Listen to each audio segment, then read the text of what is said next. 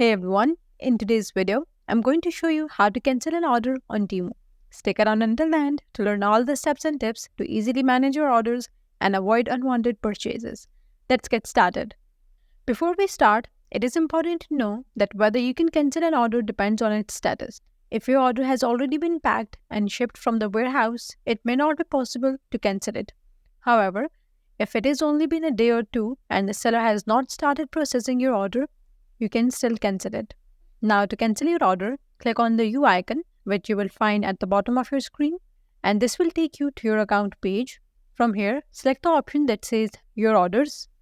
On the Your Orders page, you will see a list of your current orders.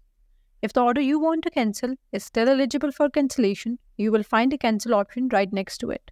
So click the cancel button and follow on screen prompts to confirm your decision. And with that, your order will be cancelled. That's all for today's video.